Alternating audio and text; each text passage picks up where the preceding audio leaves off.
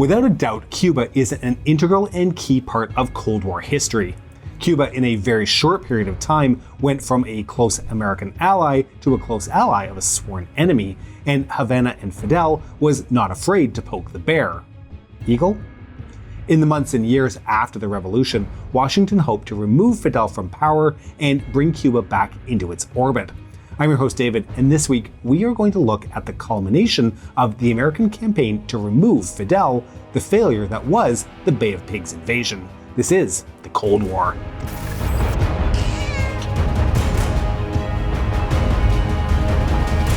Now, before we start talking about terrible national security operations, if you're looking for a stylish way to keep your money and cards safe, then you need the sponsor of today's video, Ridge Wallet.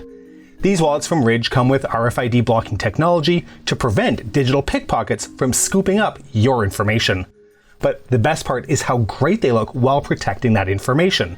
Ridge wallets don't fold or bulge, and they have a light and sleek modern design. Ridge can hold up to 12 cards and still has room for cash. It's available in 30 different colors and styles. My favorite is definitely the burnt titanium. But don't just take my word for it. Ridge has over 40,000 5-star reviews, and with holidays fast approaching, a new wallet from Ridge makes the perfect gift. Each wallet comes with a lifetime warranty, and the Ridge team is so confident you'll like it that they'll let you try it for 45 days. If you don't love it, just send it back for a full refund. Look great, support our channel, and get 10% off today by going to ridge.com/TCW and use the code TCW. On the 16th of February 1961, Fidel Castro assumed the title of Prime Minister, an action which ultimately marked the successful conclusion to the Cuban Revolution, ending more than 5 years of fighting for control of the island. But it wasn't really the end of the fighting. No sooner was his government established than it was met with counterinsurgencies aimed to unraveling everything he had achieved to that point.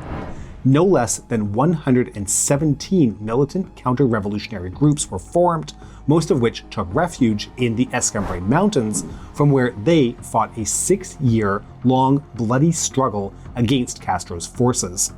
Now, the Escambray Rebellion, as the conflict between the government troops and the insurgents became known, is a story for another day, but if you're interested, please let us know in the comments. However, there are a couple of things we need to take note of regarding the rebellion. First of all, the animosity with which the war between the government and the rebels was fought forced many of the rebels to seek refuge in the United States, from where they planned to launch an invasion, increasing the anti-Castro vehemence of the Cuban diaspora. It also created reactions from the US press, who accused Castro and his government of being undemocratic and bloodthirsty. Castro certainly didn't take these press comments well, but they weren't the reason for the continued souring of US-Cuban relations. It was things like the Cuban government nationalizing Cuba's oil refineries. This action was taken in response to US corporations who controlled the refineries refusing to process oil purchased from the Soviet Union. In retaliation for the refineries being nationalized, the US banned the import of Cuban sugar.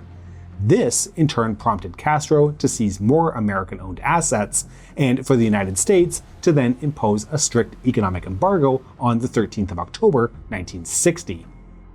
In addition, incidents such as the sinking of the vessel Le Coubre, which Fidel blamed the US for, as well as the fact that Cuba was starting to be used as a stepping stone for many revolutionaries trying to stage communist uprisings across South America, placed further strains on the relationship between the two nations.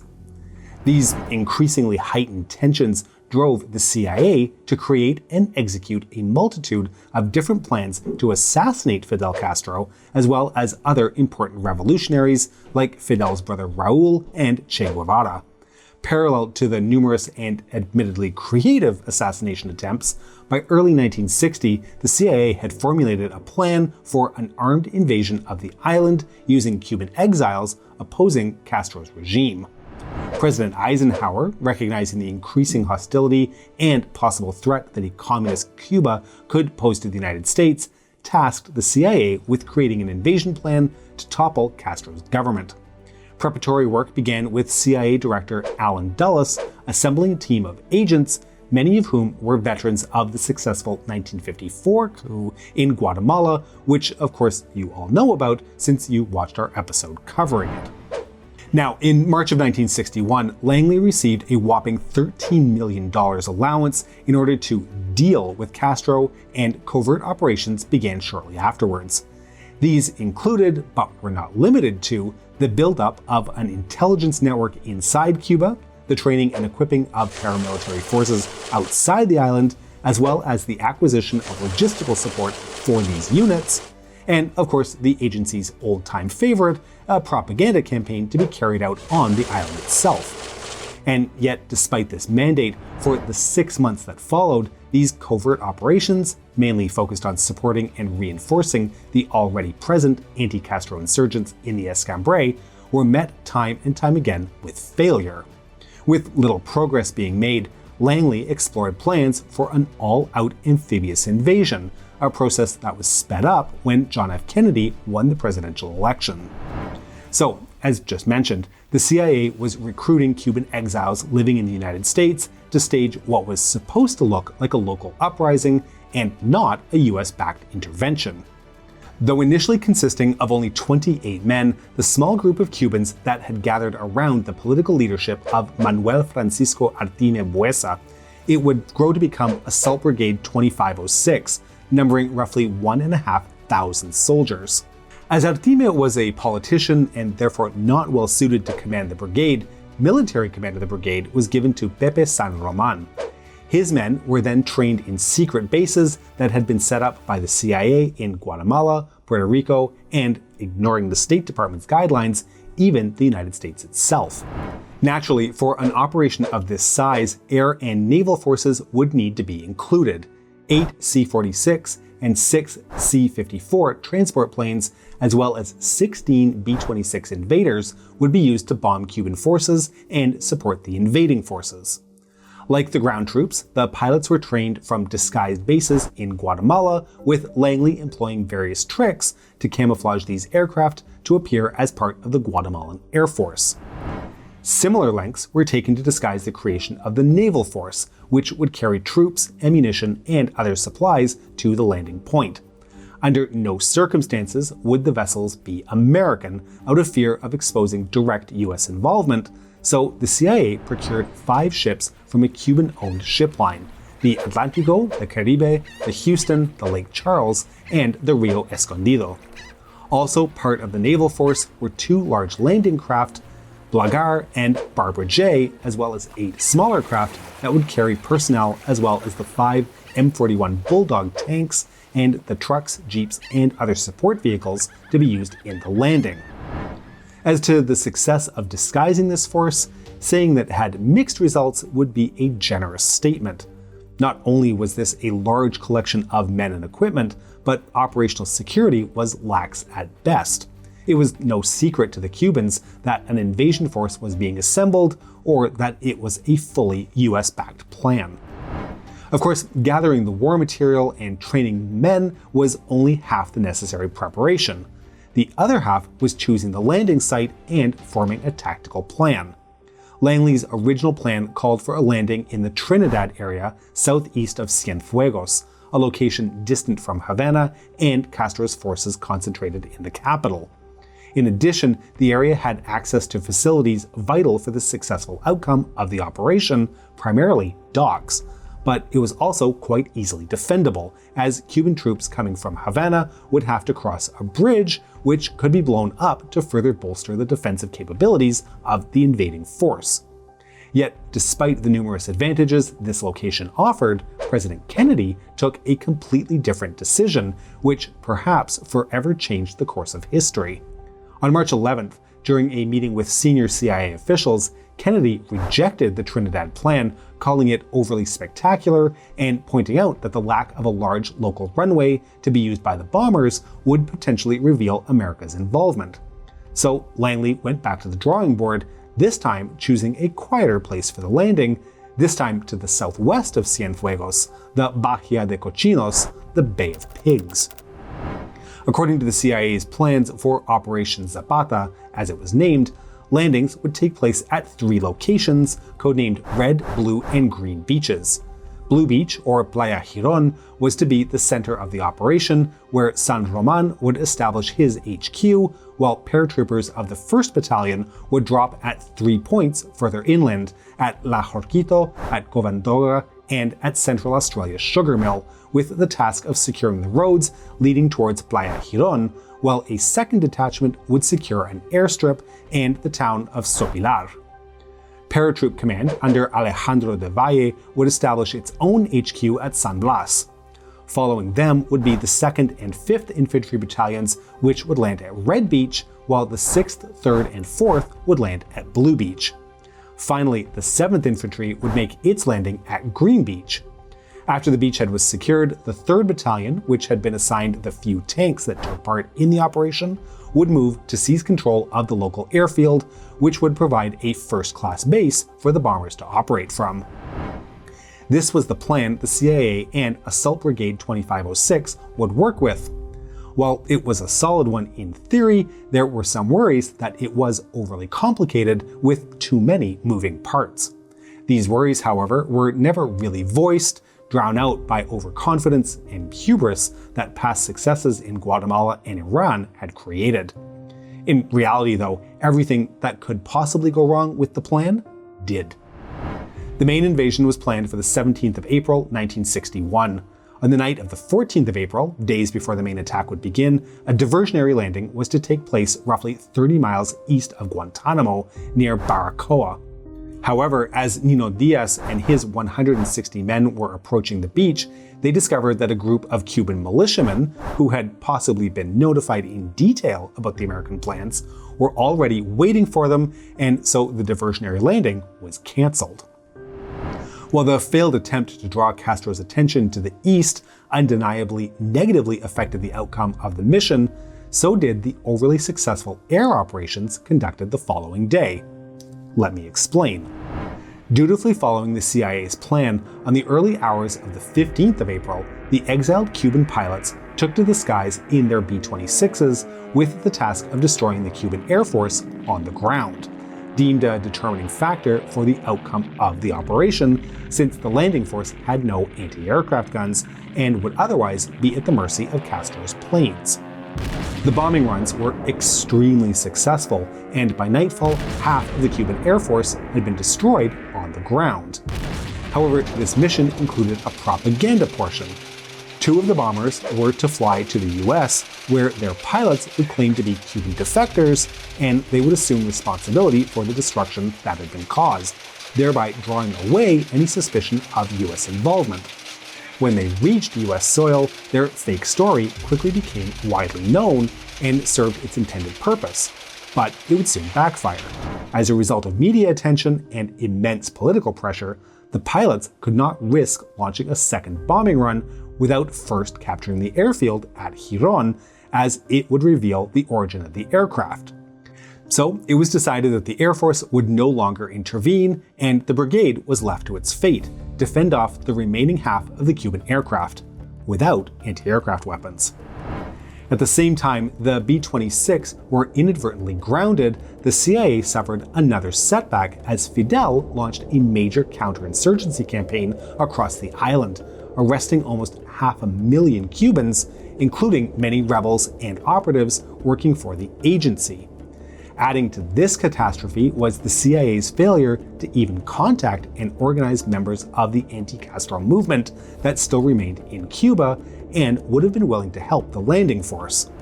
In addition, one of Langley's chief weapons, the massive radio and leaflet propaganda campaign that had effectively won the 1954 coup in Guatemala, proved unsuccessful, failing to create the uprising the CIA was hoping for. As a result, the landings would begin with major setbacks, an alerted enemy with control of the air, and they would also be cut off from any potential reinforcements or allies on the ground. On the 16th of April, just after the sun had set, the first elements of the invasion force, composed of a team of frogmen, approached the coast near Red Beach, where they exchanged fire with a Cuban patrol in a jeep. Despite finding out that the area was guarded, the landings proceeded as planned. Despite a few mishaps, the beachhead at Point Blue was secured. However, the defenders of the radio station at Playa Larga had managed to alert Havana of the landing, and Fidel ordered 3 mortar batteries and 3 infantry battalions stationed in the surrounding area to intercept the invaders. He also commanded the Revolutionary Air Force to attack the ships starting at dawn. At 6:30 a.m. on the 17th, Castro's pilots managed to inflict a major blow on the attackers when they crippled the Houston, which was carrying the entire 5th Battalion. The Houston was beached, allowing the majority of the men to safely disembark, but use of the Houston was lost in the event a withdrawal was needed. An hour later, the brigade's airborne assault began. Despite some mishaps, like some paratroopers landing in the swamp, as well as the heavy fire they came under, the paratroopers were able to achieve 2 of their main objectives. But they failed to close off the road from Central Australia's sugar mill, which would allow Castro's forces to launch a counterattack. By 8:30 a.m., all the men and vehicles were ashore, and the 3rd Battalion had managed to secure the airstrip, but the brigade had paid a price in both lives and equipment, losing all of its radio equipment, making communications, and therefore coordination between units, almost impossible. The run of disasters for the brigade continued during the second wave of air attacks when the Cuban planes scored a direct hit on the Rio Escondido. The ship was carrying a large supply of fuel, ammunition, and other war material, and was completely destroyed by 3 explosions when its cargo caught fire. The situation for the brigade was now dire, as San Roman's men were still stuck on the beaches and almost out of supplies. As fighting continued into midday, the men of the 2506th managed to score a small victory when a group of militiamen approached Oliva's position. The Cubans, who were not aware of the enemy's presence in the area, suffered terrible losses as the brigadistas opened fire with everything they had, and even 2 B-26s joined the fray. Within minutes, only a handful of militiamen remained, with some of them running away into the nearby marshes, while those less fortunate were captured by the brigadistas. Under interrogation, they revealed that Castro was concentrating his forces on the main road to launch a counteroffensive. So, San Roman's men dug in and prepared for the upcoming attack. The end of the first day found the brigade holding the beachheads, both at Red and Blue, as well as the airfield, but they had suffered severe casualties and were without hope of being resupplied, as 2 of the remaining ships, the Atlantico and Caribe, had left the area and were heading south, afraid of joining the Rio Escondido. Their captains would eventually be convinced to turn back, but they would be too late by the time they arrived back. For the men on the beaches, there would be no rest, as by 8 p.m. the Cubans began an artillery bombardment against the now strongly entrenched brigadistas at Playa Larga. The bombardment was followed by infantry assaults supported by tanks, and while the men of the 2506 inflicted great casualties on the attackers, the lack of ammunition proved detrimental. After holding on the entire night, Oliva and his men abandoned their positions in the morning and headed to Giron. During the night, the brigade's air force, realizing the critical mistake of letting Castro's planes control the skies, made another attempt at destroying Cuban aircraft on the ground. However, they were unable to successfully carry out their strikes due to poor weather conditions. As the sun rose on the morning of April 18th, San Roman and Oliva met and discussed plans, with Oliva suggesting heading to the Escambray Mountains and engaging in guerrilla warfare. But this idea was quickly dismissed by San Roman. Upon contacting Blagar to request a resupply, San Roman also dismissed the idea of evacuating from the beaches, thus sealing the fate of his men. The Cubans resumed their ground assault at San Blas at 11 a.m. with support from the Cuban Air Force. Unlike the previous day, the brigade used its aircraft to great success, as the B-26s managed to destroy a column heading to Giron from Playa Larga, inflicting around 1,800 casualties. Despite being pushed on all sides, as well as almost being out of ammunition, the brigade was able to hold out another day. This included repelling another attempt made from the Cuban Revolutionary Forces to recover San Blas in the afternoon. As we've mentioned several times, the 2506 was by this time in dire need of ammunition. At dawn on the 19th, a last-ditch effort at resupply was made. a C-46 was able to land at the airstrip in Giron and deliver some much-needed ammo. However, the majority of supplies that were supposed to arrive by sea on board Blajar. The captain of the ship, knowing full well the danger of sailing under a hostile sky, had requested air cover and then for an American destroyer to escort his ship all the way to the beach. He got neither from a very hesitant President Kennedy, who still didn't want to commit American forces to save the brigade. The captain of the Blagar was instead ordered by the CIA to abort the mission. While that was happening at sea, the brigadistas on the beach were committed to a final Hail Mary, and after a final B-26 bombing run, they attacked the Cuban positions at San Blas. This offensive was extremely successful, at least in the beginning, as the Cuban FAR soldiers were disorganized by the bombing and their resistance quickly collapsed. But the brigadistas were unable to capitalize on their success as their ammunition finally ran out. This forced the 3rd Battalion to retreat. It was now time for Castro's counterattack, and the Cubans were able to dislodge San Roman's defenders from their positions by about 2 p.m. on the 19th. The situation was fairly similar at the western end of the battlefield, where Oliva was in command. He too had to abandon his position and fall back to Giron at about the same time. There he found, nothing except San Roman's final message. "I am destroying all my equipment and communications. Tanks are in sight. I have nothing left to fight with. I am taking to the woods. I cannot wait for you." Oliva still tried to hold out, forming a small unit of men, but they too fled after they were strafed by a pair of Sea Furies and a T-33A. This marked the end for Brigade 2506 and for the invasion at the Bay of Pigs. Over the weeks that followed, Castro's forces killed or captured many of the brigadistas that had fled and hid in the surrounding area. The majority of the captives, some 1,113 men, were exchanged for a ransom of $53 million on the 22nd of December, 1962. A ceremony was organized in which the repatriating brigadistas presented the unit's flag to President Kennedy, and Brigade 2506 officially ceased to exist. Its disbandment, however, couldn't wash away the catastrophic consequences of the failure at the Bay of Pigs. The Kennedy administration and the United States lost prestige and credibility among their allies, and if rumors are to be believed, JFK came close to shutting down Langley entirely.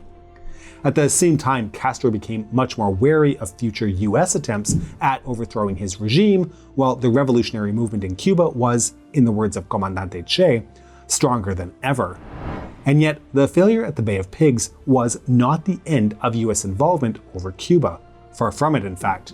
The United States would redouble their efforts to overthrow the neighboring communist regime. New plans for covert actions, including sabotage, assassinations, and terrorist attacks, were drawn up. They would later become known as Operation Mongoose. But in the following months, the incident at Playa Giron would be overshadowed by what is recognized as the single most dangerous, deliberate incident of the Cold War, where the world skated on the razor's edge of nuclear Armageddon, the Cuban Missile Crisis. We hope you've enjoyed this episode, and to make sure you don't miss our future work, please make sure you subscribe to our channel and have created an overly complicated plan with multiple necessary contingencies which must be met in order to press the bell button. Please consider supporting us on Patreon at patreon.com/thecoldwar or through YouTube membership. We can be reached via email at thecoldwarchannel@gmail.com. This is The Cold War Channel, and as we think about the Cold War, I will leave you with the words of JFK. In the final analysis, our most basic common link is that we all inhabit this small planet. We all breathe the same air, we all cherish our children's future, and we are all mortal.